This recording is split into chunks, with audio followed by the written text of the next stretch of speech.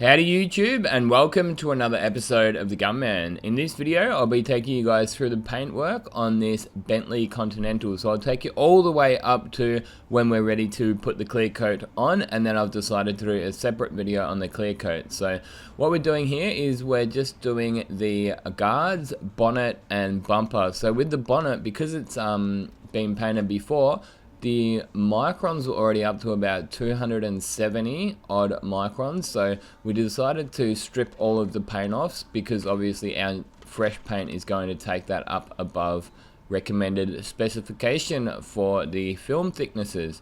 But this is one thing that I did the repair on all myself. I was actually pretty happy with how this one came up. I really should have got some footage of it, but I didn't think about it until after I'd done the repairs. But I had to sort of make up my own little sections. I drilled the hole out, cut the shapes out and everything, and then I used a couple of different methods which we've got there. I've got these staples, so you melt these staples in there, that gives it a lot of strength. And then I use the 3M semi-rigid plastic repair kit, which is a two-part filler, which you saw there. That's that black sort of shiny stuff. So then I like to leave that overnight to make it cure up properly. Then I'll sand it down, I put some more filler in it, and then primed it and continued on. But this is the bonnet that I was mentioning before. We do in fact have to take that back to bare aluminium because yes, the microns are a touch high already. So 300 is the limit from most manufacturers. If you go anything above that, the film does get a little bit too thick, and you do run the risk of chipping and flaking and all that kind of stuff. So look, when you're doing custom work, all of those rules do go out the window, and no doubt we've all experienced, thick paint films, but anyone that has will know that when it does chip, it'll chip to these really big chips. So yeah, obviously being a Bentley Continental, you're going to take a little bit more care on things like that. So obviously I put a coat of epoxy primer down first. I then actually put a couple of coats of polyurethane primer, a shaded black primer. I then had to go and do some repairs on it as well. But being that it was aluminium, we did have to put the epoxy primer down first so that we're going to get the adhesion. Some people would just put filler straight over it, and you probably can, but again, it's a Bentley Continental, we're just going to do it a little bit better. But either way, the guards, they're basically just blends. There was a couple of little minor cracks and scratches in them and chips and stuff like that, but for the most part, it's basically just a blend, a few minor fix-ups, but that's it. So I just buzzed them down with 800 grit, and then I'm doing the edges with 800 grit as well. So the prep work is pretty straightforward, you don't have to go crazy. Now we're going to be using the PPG One Visit, which is basically the same as the Stando Blue.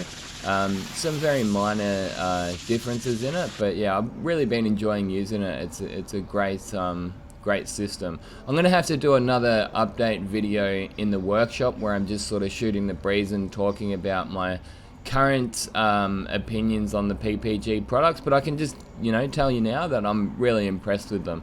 I'm very happy with the latest from PPG. The clears have definitely won me over. I never had a problem with the primers, but yeah, the One Visit base coats definitely won me over as well. But yeah, the 131 clear and even the 177 clear, they are top notch. Got no issues at all with them. They seem to hit the important markers on what you want out of a clear coat. The 177 is a fast clear. It won't hold as good of a gloss as the 131, but the 131 is a little bit slower, but to be honest, not that much slower than the 177, but it will hold a much better gloss. So, but yeah, either way, the filler that I'm using is the Nuva Green filler, so that's more of like a chip or a pinhole filler. It's nice, it goes rock hard, but it's like really easy to shave down with a razor blade, if that makes sense. So they've got two, Nuva have two. They've got the green and then they've got the pink. The pink goes rock hard to shave down with your razor blade. So yeah, I only really use that sparingly. Like I use it on like a larger dent sometimes, but yeah, that's what the pink is designed for. It's designed for larger dents. So the pink is actually a see-through, so either way, yeah, the green stuff is amazing. We use it heaps, stone chips, pinholes, all that kind of stuff, and it's just lightning fast. If you're not on the UV train, guys, jump on it. But either way, these are those repairs that I told you I did have to do on the bonnet. So yeah, just blocking them back with some 320 grit here. And in the middle here, there was just some, it was actually from factory, and it was already like that when, like pre-accident, so we don't have to do this, but I just saw, like the frame had sort of started to pull down the bonnet a little bit, so I'm just more improving it, not trying to sort of make it perfect, so if I can just improve it a little bit in that primer without sort of having to block it and fill it.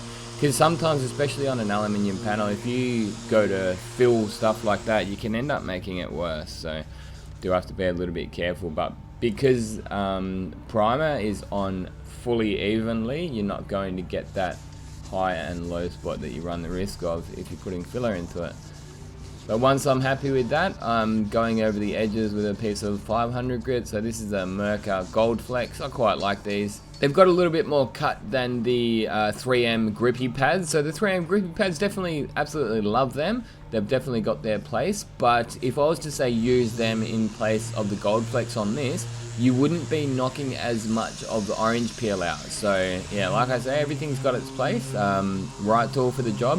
Whereas if this was, say, original paintwork, I could just fluff over it quickly with the the grippy pad, and knowing that there's minimal orange peel in paintwork, but you do seem to get those rough edges in your primer. So because it's primer, I do like to hit it with the Gold Flex. But either way, into the booth, I've obviously given it a prep sol down, tack ragged it, got my gun ready. So gun I'm using is the DV1 base coat, so it's a 1.3 B plus air cap on it.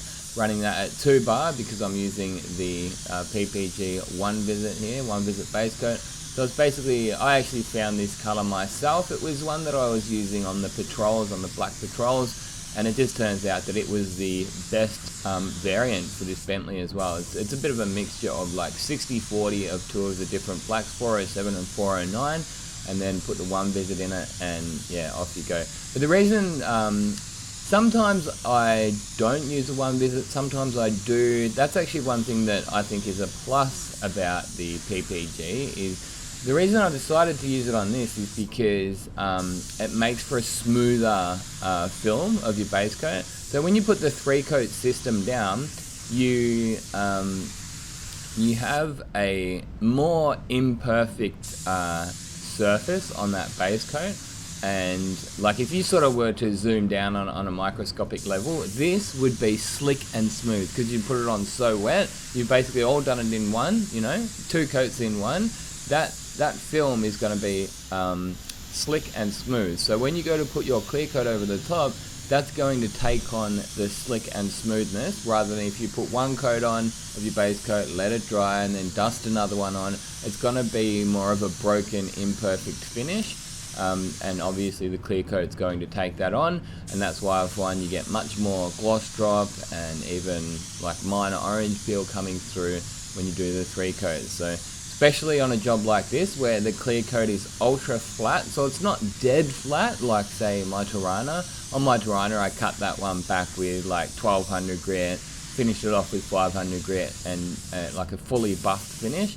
This is not that, but it's a very, very flat finish, flat off the gun finish. So in the next video, we're going to be basically going through how to get the most dead flat finish I can off the gun. So we're going to be using the Iwata Supernova. Probably not be that surprising for many of you. But yeah, this is another good little bit, is to have a look at how I blend using the 1 visit. Now, of course, this is just a solid black, so it's going to be the most simple blend you can ever really do.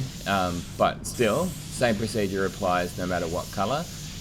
What I've done is I've gone and put the color down first, and what I'm about to do is go in and grab the base coat blender. So the 1 visit does have its own base coat blender, 4904, and then you thin that down the same way that you thin the EnviroBase down. So it's like 25% from memory of the one visit, and then an extra bit of water thinners added to it. But yeah, so 2 coats, bang bang, straight down in one, so same thing, nice thin film. You've got a few minutes to put that blender down, you don't have to put it down straight away. One thing I like to do is set the spray booth to 25 degrees when I'm putting the one visit down. That's slightly lower than the 30 degrees that I opt for when I'm spraying a 3-coat system. So I found you don't want the one visit drying too fast on you, although it's not as crucial as spraying the Stando Blue one visit system. Basically, the Stando Blue, if that starts drying on you, that's the worst thing that can happen. So you really got to work hard to keep that edge wet. There's a few things that you can do. You can add a little bit extra water. That'll actually slow it down with the Stando Blue. That doesn't work. It doesn't work that way with the EnviroBase. Yeah, like with extra water in EnviroBase, that'll actually speed up the drying a touch. And it will dilute it a little bit too, so you do have to be careful that you don't overdo that.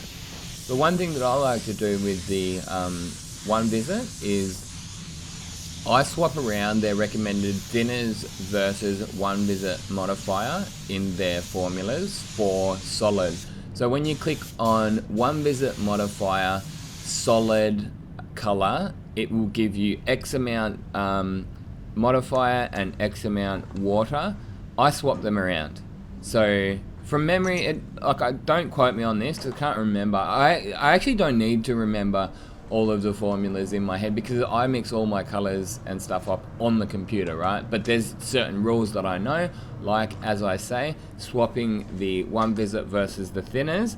And let's just say it's 25% one visit and 5% thinners. Like it would be, say, 25% thinners and then 5% one visit. I would swap it around to 25% one visit and 5% thinners. Hopefully that makes sense. But look, sometimes I feel like I'm sort of rambling on, but then I think, you know what? There might be a little nugget in there that can sort of help somebody else who uses this same system. They might have like one little pointer in there that you can obviously just try. Like, I don't particularly care what you do, how you do your jobs, you know. But if I can sort of just give a little bit of information that you can potentially help improve your jobs, well then that's awesome. But this is what I said before. This is the base coat blender, so 4904, as you may have noticed. The best spray gun ever made there. That's the Gunman edition, GDI Pro. How good is that color though? It's wicked. But yeah, we actually do have some more Gunman editions coming very soon. I'll obviously be doing a video on it, but we're gonna have some Gunman edition DV1s on the market. I absolutely cannot wait for that. Massive fan of DeVilbiss, always have been. This has been a dream come true. I've had so many different paint companies contact me over the years to get a Gunman edition done, but I'm like, no, I held off for DeVilbiss. It was not necessarily easy to get it done, but it's basically done now. They're in production as we speak, so cannot wait. But yeah, there you go, guys. So this is a one visit application guide, I guess, and there you go. It's nice and silky smooth. So after I get the color down, I crank the booth up to 30 degrees. So I'll then go and clean up the mixing room a little bit, go mix up the clear.